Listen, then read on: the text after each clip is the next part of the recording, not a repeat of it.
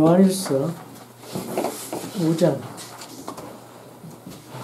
요한일서 5장은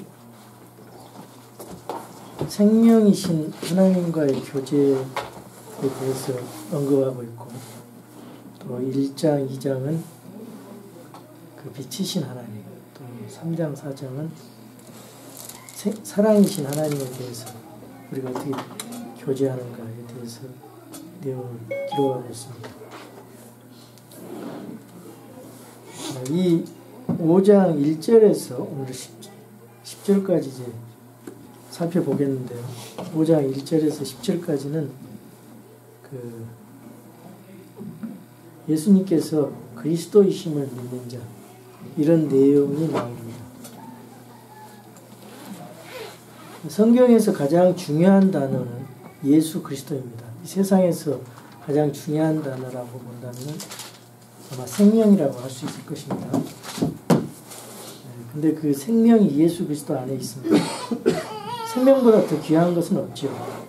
그래서 예수님보다 더 귀한 것은 없어요. 그 생명을 얻으려면 우리는 믿음을 통해서만 얻습니다. 하나님의 은혜와 믿음을 통해서.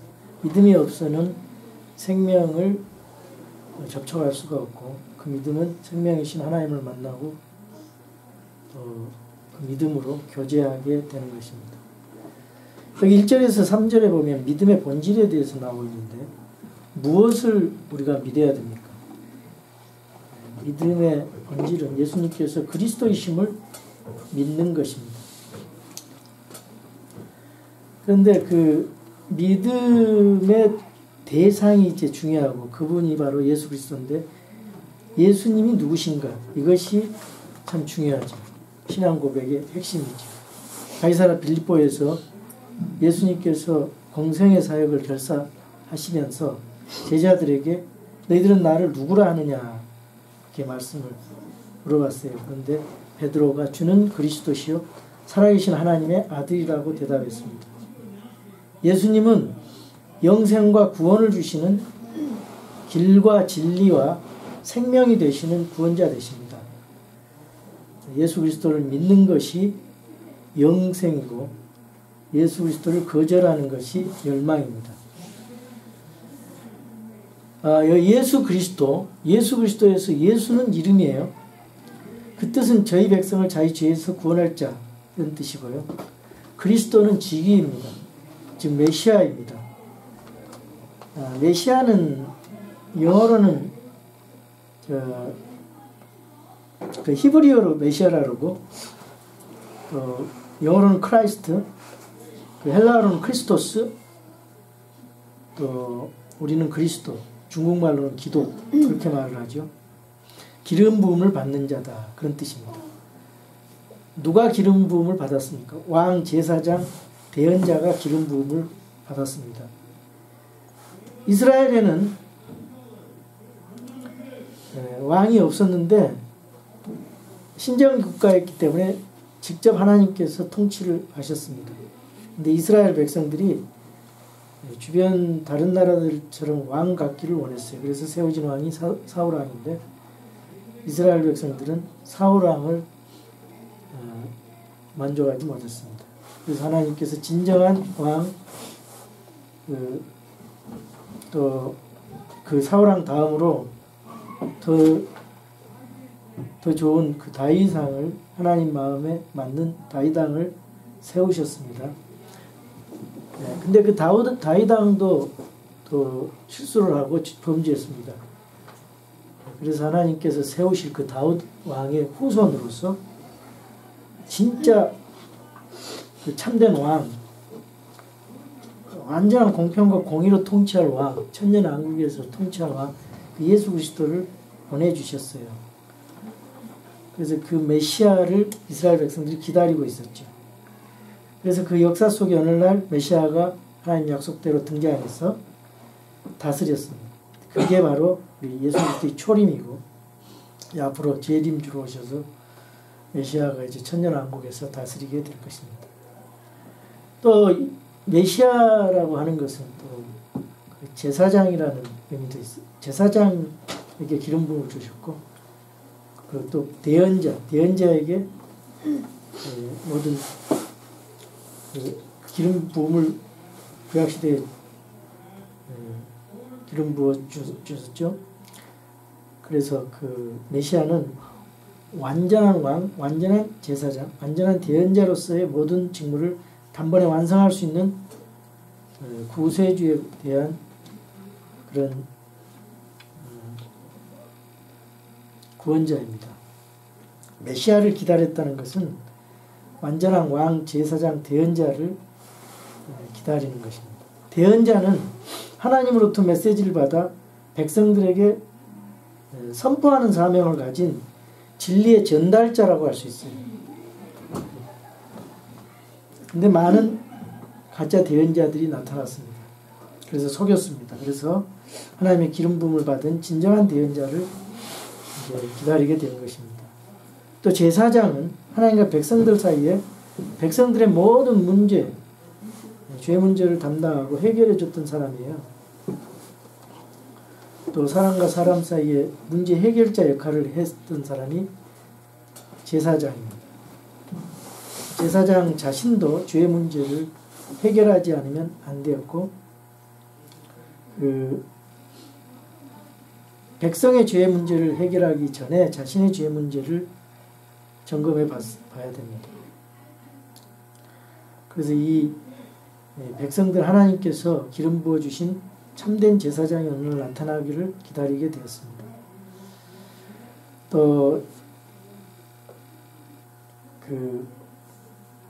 우리가 이제 구약적인 의미에서 왕, 제사장, 대언자를 생각해 봤고, 신약적 의미에서 예수님을 그리스도로 믿는다는 고백은 왕이신 예수님의 통치를 받기 위해서 우리가 잘 복종해야 된다, 그런 의미가 있고요. 대언자이신 예수님의 가르침을 잘 배워서 순종해야 된다, 그런 의미가 있고요. 제사장이신 예수님 앞에서 모든 문제를 해결받기 위해서 모든 짐을 주님 앞에 위탁해야 된다는 그런 의미를 가지고 있습니다. 예수 그리스도를 믿는다는 것은 나의 모든 것을 통치하시는 나의 왕으로 믿는 것입니다. 하나님의 모든 진리로 가르치시고 완전한 진리로 인도하실 수 있는 참 대언자로 믿는 것입니다. 나의 죄와 고통의 모든 문제를 해결하실 수 있는 대제사장으로서, 참된 대제사장으로서 믿는 것입니다.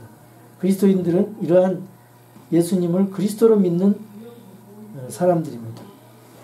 이것이 우리의 참된 신앙 고백이에요. 예수님을 그리스도로 믿는 것. 사도행전에서도 보면은 십자가 달리시고 부활하시고 제자들이 세상에 나가서 담대하게 복음을 전했던 것은 예수님을 그리스도로 믿는 그 복음의 핵심이 그거였어요. 예수님을 그리스도로 믿는 것이었어요. 우리가 이제 교회에 이제 보면은 오래 교회를 다녀도 예수님을 그리스도로 발견하지 못한 사람이 있습니다. 예수님을 그리스도로 응답하지 못한 사람이 있습니다. 그것은 그런 사람은 그리스도인이라고 할 수가 없지요. 그리스도인들은 예수 그리스도를 믿고 따르는 사람들이에요. 그래서 그런 제자들은 예수님이 그리스도이심을 전파했습니다. 목숨을 바쳐서 전파했습니다. 그게 이제 거기에 기독교 핵심 메시지가 다 들어있는 거죠. 우리 1절에서 3절 한번 읽어보겠습니다. 누구든지 예수님께서 그리스도이심을 믿는 자는 하나님에게서 태어났으며 낳으신 그분을 사랑하는 자마다 그분에게서 난 자도 사랑하느니라. 우리가 하나님을 사랑하고 그분의 명령들을 지킬 때 이로써 우리가 하나님의 자녀들을 사랑하는 줄 아나니, 우리가 그분의 명령들을 지키는 것, 이것이 곧 하나님을 사랑하는 것이니라. 그분의 명령들은 무겁지 아니하니라. 이제 우리가 하나님의 자녀들이 되고 하나님을 사랑하고 하나님이 사랑하시는 그 형제들을 사랑하는 것이 이제 우리 믿는 사람들이 결과로서, 믿음의 결과로서 나타나는 것인데요. 믿음의 결과라고 할 수 있는 건데, 아버지 하나님의 말씀을 그런 사람들은 기쁨으로 순종합니다. 3절에 보니까 우리가 그분의 명령들을 지키는 것, 이것이 곧 하나님을 사랑하는 것입니다. 하나님을 사랑하는 사람들은 그분의 명령들을 지키는 거예요. 그래서 우리가 하나님의 명령, 예수님을 믿음으로 믿는 거, 믿으라 그랬잖아요. 하나님 이름 믿는 거라 했잖아요. 그래서 믿음으로 믿는 거예요. 그래서 구원받았어요. 그러면 구원받고 제일 먼저 해야 될 일이 하나님의 명령 또 한 가지 있어요. 침례. 침례에 순종하는 겁니다. 물론 다 성경도 읽어야 되고 뭐 기도도 해야 되고 전도도 해야 되지만 교회에서 해야 될 침례예요. 근데 우리는 침례를 예수님 사랑하는 기 때문에 예수님의 명령에 그대로 순종했어요. 근데 전통적으로 믿는 사람들은 꼭 세례를 행하는 그런 교회에 있으면서 침례를 받지 않습니다. 이거는 예수님을 사랑하는 마음이 없어요. 덜 있는 거죠. 그 왜 예수님의 말씀을 믿지 않고 전통을 믿습니까? 천주교 전통을. 그 거짓 고백이지요.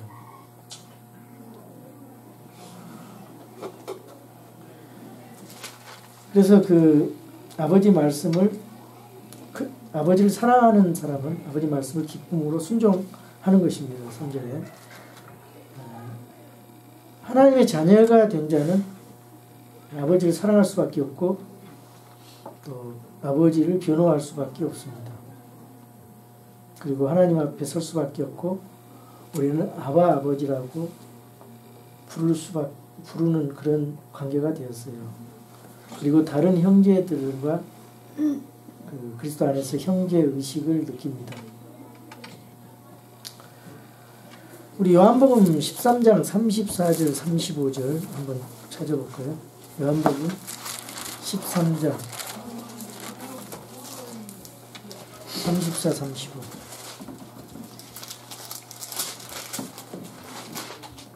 네, 같이 읽겠습니다. 내가 새 명령을 너희에게 주노니 너희는 서로 사랑하라. 내가 너희를 사랑한 것 같이 너희도 사랑하라. 서로 사랑하라. 너희가 서로 사랑하면 이로써 모든 사람이 너희가 내 제자인 줄 알리라 하시니라. 우리 형제를 사랑한다는 것은요, 형제를 의심하기보다 형제를 믿어주고요, 또 형제를 변호해주고, 또 형제를 공격하기보다는 또 보호해주기를 속히 하고, 그 잘못을 비판하기보다는 덮어주기를 속히 하고, 드러내기를 더디하고, 감사하기를 속히 하고, 불평하기를 더디합니다. 도와주기를 속히 하고, 요구하기를 더디합니다. 용서하기를 속히 하고, 또 방해를 더디합니다. 격려하기를 속히 하고 책망을 더디하는 것입니다. 우리가 예수님을 그리스도로 믿는 참 믿음을 가졌다면 주님을 사랑하는 같은 형제들을 또 사랑할 수밖에 없습니다. 만약에 그게 아니라면 뭔가 잘못되어 있는 믿음이죠. 우리가 사랑이 있으면요, 예수님의 명령을 그 짐으로 생각하지 않고 사랑하기 때문에 가볍게 순종할 수 있습니다. 자원해서 순종합니다. 그래서 사랑의 그 감격한 마음을 가지면 예수님의 명령의 짐을 가볍게 승화시키는 힘이 있습니다.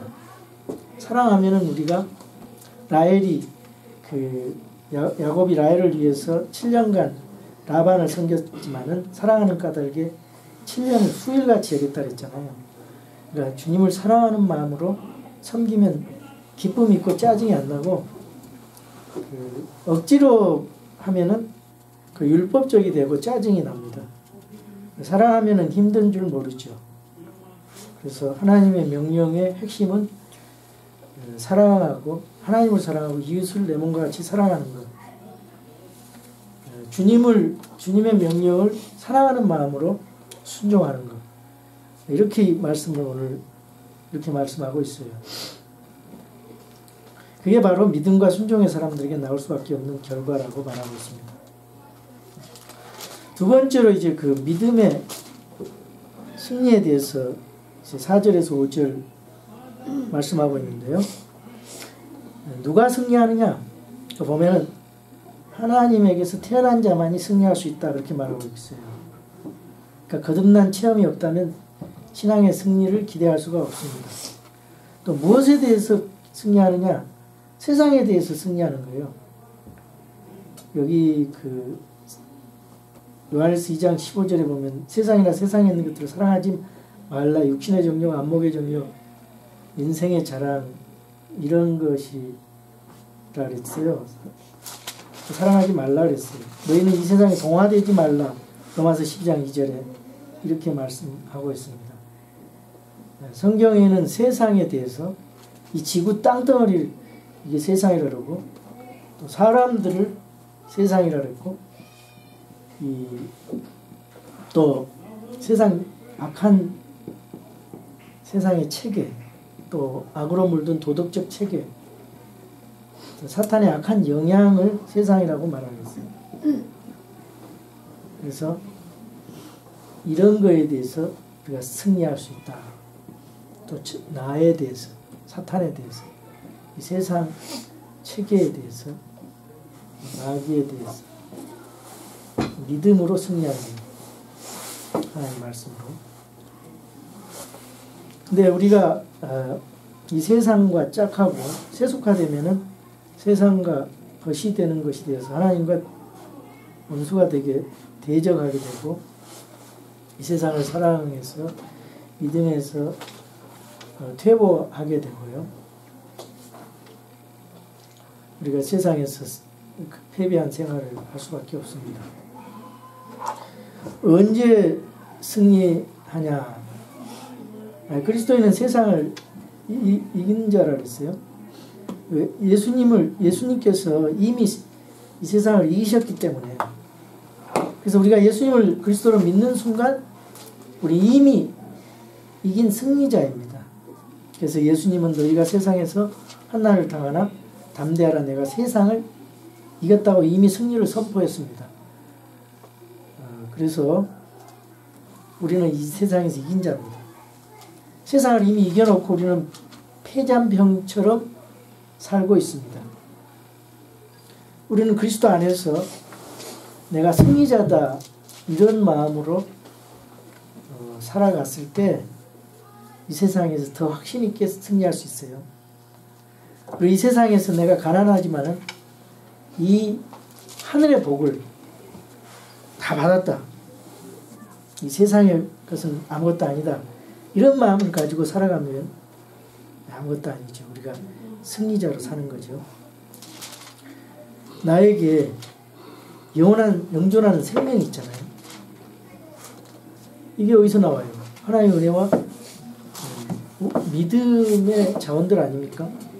아멘. 이걸 활용하지 못하고 패배자처럼 살아간다면 정말 우리 주님이 얼마나 참 딱하게 보시고 얼마나 주님 앞에 부끄러워요. 우리가 참으로 그리스도 안에서 새로운 창조물이라 우리는 이긴 자입니다. 그래서 오늘도 이기고 내일도 계속 이겨야 됩니다. 진자는 누구예요? 마귀예요. 마귀는 갈보리 십자가에서 이미 패배자가 되었어요. 근데 이 마귀는 패배자가 되었는데도 폐잔병으로서 상당한 영향을 행사하고 있습니다. 또 마귀는 심각하게 우리를 공격을 할 수가 있습니다. 그러니까 우리 믿음 가지고 있으면은 이게 되는데, 믿음과 말씀으로 수호가 되는데, 이게 또 사탄의 공격이 심한데, 그래서 그리스도 안에서 있는 믿음이 얼마나 중요한지, 얼마나 힘이 되는지, 우리 매일 이길 수 있는 방법은 매일 말씀을 가까이 하고 성령님 안에서 주님과 교제하면서 승리가 오는 것입니다. 우리를 믿음에서 떨어지도록 유도하고 공격해오는 사탄의 역사가 있음을 예수님께서 베드로에게도 경고했습니다.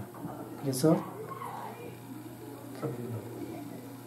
우는 사자가 이제 달려든다 그랬어요.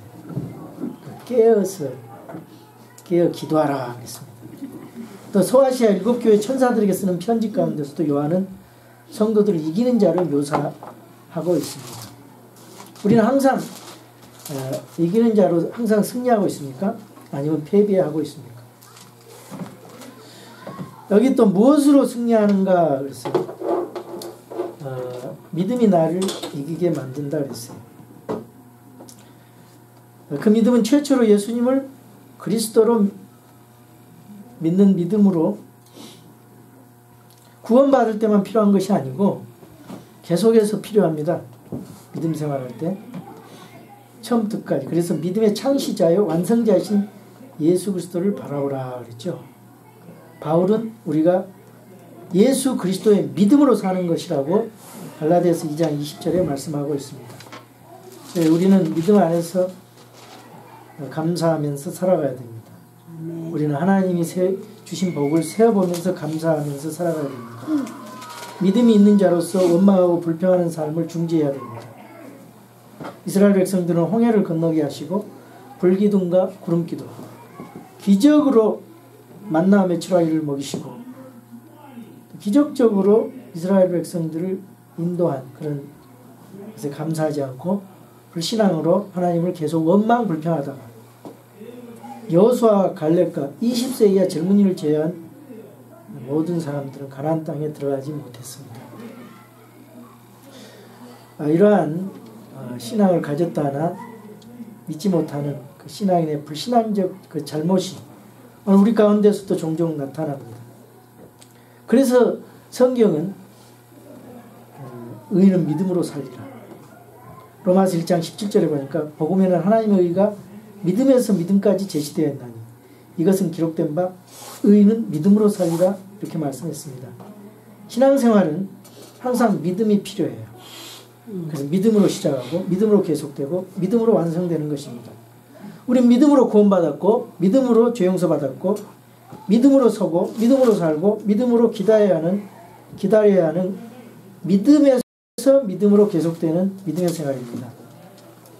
내 모든 상황과 위기 가운데서도 계속적으로 하나님을 신뢰하는 믿음이 우리를 승리하게 합니다. 그렇지 않으면 원망하고 불평하고 세상의 쾌락을 쫓아가게 됩니다. 그래서 우리는 내 믿음보다 예수 그리스도의 믿음으로 산다 그랬어요. 예수 그리스도의 그리고 완전한 믿음입니다. 그 예수 그리스도의 믿음은 성경 말씀에서 나오기 때문에 그 성경 말씀을 계속 보면서 그 믿음으로 우리가 자라가야 됩니다. 그 믿음으로 닮아가야 됩니다. 우리 4절에서 5절 우리 한번 읽어보겠습니다. 무엇이든지 하나님에게서 난 것은 세상을 이기느니라. 세상을 이기는 승리는 이것이니 곧 우리의 믿음이니라. 예수님께서 하나님의 아들이심을 믿는 자가 아니면 누가 세상을 이기는 자냐. 세 번째는 믿음의 증거에 대해서 6절에서 10절에 말씀하고 있어요. 예수님이 하나님이시다. 예수님이 그리스도시다. 예수님이 하나님의 아들이시다. 이걸 증언하는 세 증언이 있습니다. 여기 예수님께서 하나님이시라는 사실에 대한 증언들이 있어요. 하늘에는 누가 있어요? 아버지, 말씀, 그리고 성령님이 증인이 되시고 땅에는 성령과 물과 피가 있다 했어요. 자, 하늘에는 아버지 하나님이 계시고요. 말씀이 계시고 성령님이 증인이세요. 예수님께서 하나님이라는 사실, 예수님께서 그리스도라는 사실. 어디서 볼 수 있어요? 침례받는 데서 볼 수가 있죠. 이는 내 사랑하는 아들이요 내 기뻐하는 자라. 그러면서 비둘기 같은 성령님이 예수님이 임하시고 하늘에 하나님 아버지의 음성이 들리고 이는 내 사랑하는 아들이라고 우리 아버지께서 증언하셨잖아요. 예. 그리고 땅에는 성령과 물과 피라 했어요. 여기서 성령님을 알겠는데 물이 뭐고 피가 뭐냐? 어떤 사람들은 물은 성육신하신 예수님의 공생의 첫 사역, 침례와 관련이 있다. 또 마지막 사역인 십자가의 그 피 흘린 것과 침례 그 첫 사역은 침례 물, 마지막 사역은 십자가 그 피에 관련이 있다 그래서 그렇게 해석하는 사람도 있습니다. 그런데 그런 해석보다는 그 사역적인 해석보다는 우리 예수님께서 육신으로 완전 100% 육신으로 100% 물로 태어났잖아요. 그 물이라는 거는 그 유다의 물에서 나왔다 그런 말씀이 창세기 49장에도 있고 보면은 물이 그 육체적 탄생을 말하는 거예요. 근데 예수님의 탄생은 육체적으로 마리아에게서 성령으로 탄생했죠. 예수님이 완전하신 인성을 가지신 완전한 인간이시고 그 인자 사람의 아들이라는 뜻이에요. 그 완전하신 100% 인간을 가지신 하나님이시다. 그리고 예수님의 피는 사도행전 20장 28절에 보면은 그 하나님의 피예요. 하나님의 피. 거기 한번 읽어봅시다. 여기 한번 읽어봅시다. 20장 28절. 사도행전 20장 28절. 하나님의 피. 한번 읽어봅시다. 그러므로 너희 자신과 온 양떼에게 주의를 기울이라. 성령님께서 너희를 그들의 감독자로 삼으사 하나님의 교회 곧 그분께서 자신의 피로 사신 교회를 먹이게 하셨습니다. 이 자신의 피라는 것은 하나님의 피예요. 예수님이 하나님의 피입니다. 예수님의 피는 죄가 없어요. 예수님의 피는 인간의 피가 달라요. 노무현 대통령의 피를 예수님의 피라고 모독을 하더라고요. 예수님의 어떤 사람들이 그래요. 어떤 목사가 그랬어요. 그 자유주의 목사가 그 돼지의 피하고도 비교를 합니다. 자유주의 목사들 그렇게 신상모독을 합니다. 예수님의 피는 하나님의 피예요. 메가드 목사도 예수님의 피는 인간의 피와 같다. 그거 조심해서 들어야 돼요. 진짜. 존 메카드 아시죠? 그거는 그거 틀렸어요. 그 말은. 예수님의 피는 인간의 피가 아니에요. 하나님의 피예요. 죄가 없으신 그 하나님의 피는 달라요. 인간의 인성을. 그것이 굉장히 중요합니다. 예수님은 죄가 없으세요. 하나님이시기 때문에. 죄가 있으면 우리의 구원자가 될 수 없어요. 그래서 우리가 유월절 음식을 먹을 때 죄가 없는 예수님의 살에 해당하는 뭐예요? 누룩 없는 빵을 먹어야 되고 알코올기가 없는 그 피에 해당되는 그 예수님의 피에 죄 없는 피에 해당된 뭐예요? 포도즙을 마셔야 됩니다. 이 재료가 다 다르게 잘못 사용하죠. 지금 포도즙 쓰고 몸을 모독하는 거예요. 또 성령님께서 그분이 메시아로 하나님의 아들이심을 증언하고 계세요. 그 성령님 자신을 드러내지 않습니다.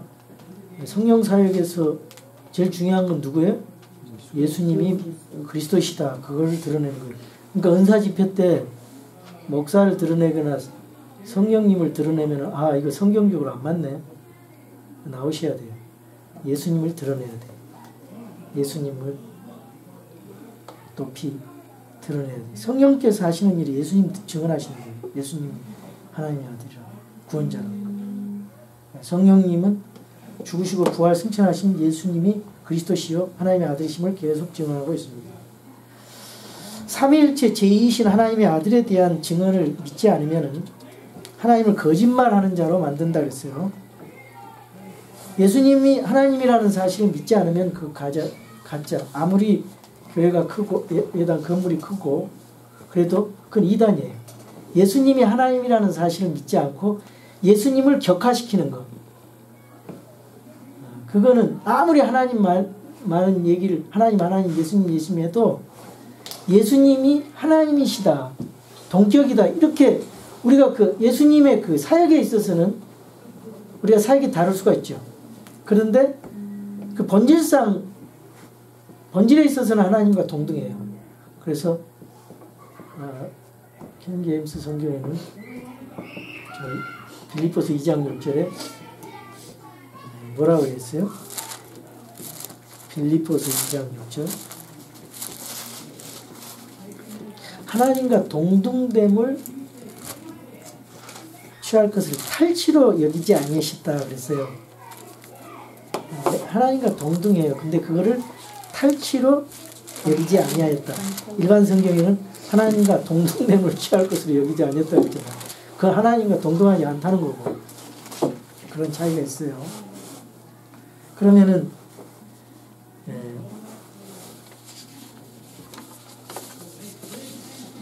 예수님이 하나님이라는 사실, 어떤 종교, 유대교도 예수님은 하나님이라면 큰일 나요. 유대교에서는.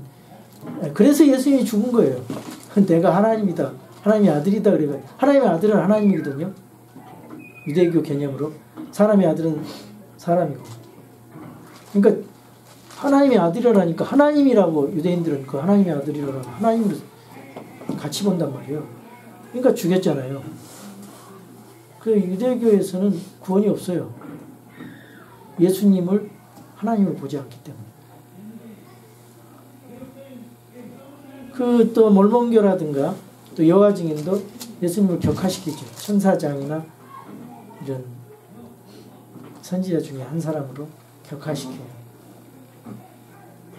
아주 성경 모독이, 이거는 신성 모독입니다.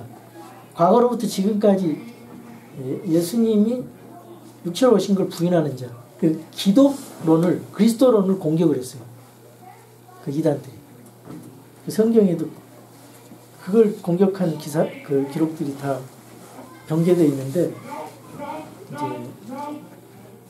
그 중에 하나가 아까 말한 빌립보서 2장 6절, 디모데전서 3장 16절.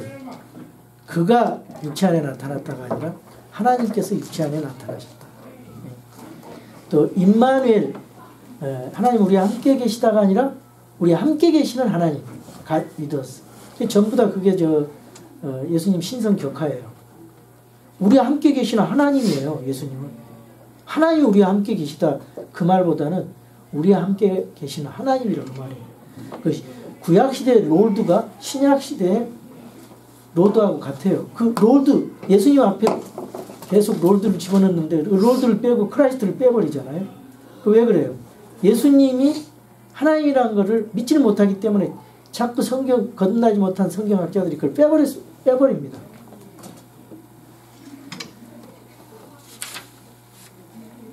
자, 그 다음에 이제 여기 11절에서 13절의 내용은, 거기 보면은 뭐예요? 하나님께서 우리에게 영원한 생명을 주셨다 그랬잖아요. 예수님을 하나님의 아들 그리스도로 믿는 자들에게 하나님께서 우리에게 영원한 생명을 주셨고, 이 생명이 그분의 아들 안에 있다는 것입니다. 아들이 있는 자에게는 생명이 있고 하나님의 아들이 없는 자에게는 생명이 없다 그랬죠. 내가 하나님의 아들의 이름을 믿는 너희에게 이것들을 쓴 것은 너희에게 영원한 생명이 있음을 너희가 알게 하고 또 하나님의 아들의 이름을 너희가 믿게 하려 함이라. 이런 자들에게는 14절 15절에 기도 응답이 약속이 주어져요. 우리가 그분의 뜻대로 무엇이든 구하면 그분께서 우리 말을 들으신다는 것이라. 우리가 무엇을 구하든지 그분께서 우리 말을 들으신 줄 우리가 알진대 우리가 그분께 구하여 청원한 것들을 얻는 줄 우리가 아느니라 그랬죠. 여러분 세상을 이기기를 원하십니까? 또 기도 응답을 원하십니까?